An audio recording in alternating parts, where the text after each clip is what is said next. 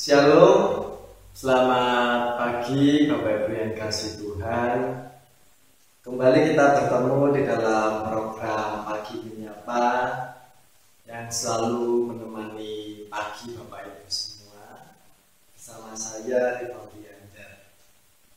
Sebelum kita melakukan aktivitas kita, sebelum itu kita membaca firman dan merenungkan firman, saya ajak Bapak Ibu bersatu sejenak dan kita akan berdoa. Selamat pagi ya Bapak. Terima kasih atas istirahat kami yang nyenyak dan kami bangun dengan keadaan tubuh yang segar. Dan sebelum kami melakukan aktivitas kami selanjutnya, kami ingin Engkau pimpin di dalam firman yang akan kami dengar saat ini Tuhan. Ya Tuhan, pimpin kami semua dan kami sudah siap Engkau sapa. Terima kasih Tuhan. Haleluya. Amin. Ya Bapak Ibu, kita akan membuka satu ayat dari 2 Korintus 1 ayat 20. Firman kita didasari oleh 2 Korintus 1 ayat 20 yang berbunyi demikian. Sebab Kristus adalah ya bagi semua janji Allah. Itulah sebabnya oleh Dia kita mengatakan amin untuk memuliakan Allah. Saya ulangi. Sebab Kristus adalah ya bagi semua janji Allah. Itulah sebabnya oleh Dia kita mengatakan amin untuk memuliakan Allah. Demikianlah ya Bapak Ibu, dalam nama Yesus, amin. Atau haleluya, amin. Itu seringkali kita gunakan sebagai penutup di dalam doa. Sangat lazim mengakhiri doa dengan kalimat-kalimat demikian. Atau satu ayat atau satu kata yakni amin. Nah, saking lazimnya, saking biasanya Bapak Ibu, bisakah kita meresapi lagi apa sih arti kata amin itu sesungguhnya? Atau hanya sebagai penutup yang tidak ada artinya? Karena sesuatu yang lazim tadi kita biasanya melakukan ya sudah. Biasanya seperti itu, tidak ada kedalaman. Nah, saya mengajak kita semua untuk secara singkat memahami kata amin ini supaya tidak lewat begitu saja. Atau di dalam doa tadi kita juga menggunakan amin. Kata amin ini Bapak Ibu atau amen, kata bahasa dalam Ibrani yang lalu disalin ke dalam bahasa Yunani di Perjanjian Baru yang merupakan salah satu gelar Tuhan Yesus. Gelar ya Bapak Ibu, namanya Yesus, gelarnya Mesias, Kristus, Putra Allah, itu gelar. Nah, ternyata amin ini juga bisa menjadi sebuah gelar dari Yesus.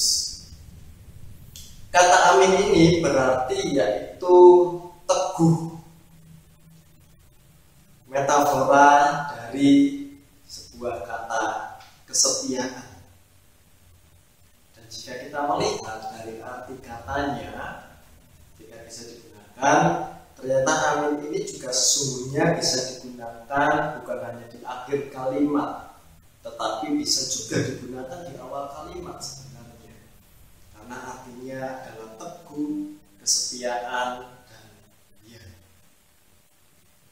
Nah, di dalam Alkitab biasanya diterjemahkan dan sesungguhnya merupakan penegasan bahwa perkataan itu hendak disampaikan dengan cara yang sungguh-sungguh benar. Ada sebuah hal yang berpusat pada sebuah kebenaran. Sumbernya itu jelas, sumbernya adalah kebenaran. Nah, amin itu bisa juga digunakan secara demikian. Jadi misalnya amin, Allah telah berkata, bisa juga. Tetapi di dalam akhir kata amin juga bisa berarti terimalah atau kabulkanlah, atau bisa juga demikianlah hendaknya. Nah, Bapak Ibu, kebiasaan mengucapkan amin ini sesungguhnya adalah ketika berasal dari sinagog pada waktu itu yang kemudian digunakan di tengah kebaktian atau jemaat-jemaat Kristiani. Ketika pemimpin ibadah membaca firman atau berkhotbah atau berdoa kepada Allah, umatnya merespon dengan mengucapkan amin. Sebagai apa? Bukan hanya sebagai penutup, tetapi sebagai peneguhan atas doa tersebut. Menjadi sebuah keyakinan bahwa doa itu, firman itu berasal dari kebenaran dan menjadi kebenaran. Nah, Bapak Ibu yang dikasih Tuhan, dalam firman ini kita bisa melihat bahwa kata amin juga berhubungan langsung dan identik dengan kata amam yang arti katanya adalah percaya atau setia. Dengan demikian mengungkapkan kesungguhan dan kepercayaan dan sebuah keyakinan mutlak. Di Perjanjian Baru, Yesus adalah ya dan amin seperti Korintus yang kita baca tadi. Bagi semua janji Allah dalam Perjanjian Baru. Artinya dialah yang menanggung dan menjamin kebenaran dan janji itu yang menjadi sebuah kepastian bahwa Allah akan menggenapi apa yang dikatakan oleh Yesus itu sendiri. Dengan demikian, setiap mengakhiri doa kita diingatkan kembali akan betapa indahnya, akan begitu dalamnya, dan begitu nama Tuhan Yesus itu begitu besar dan berasal dari kebenaran. Sehingga ada satu hal baru yang bisa kita pelajari sekarang.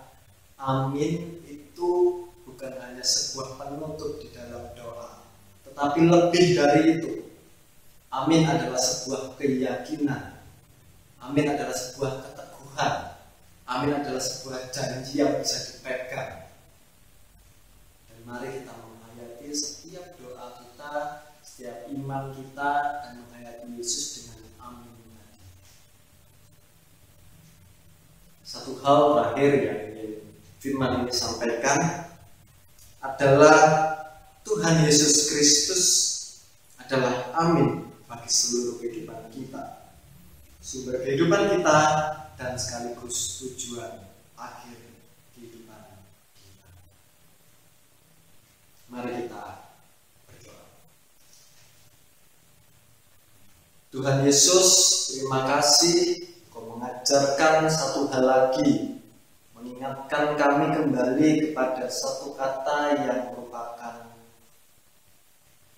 keteguhan kami, yang merupakan sebuah keyakinan bahwa Engkau adalah benar, bahwa Engkau adalah sebuah keyakinan yang tepat bagi kami.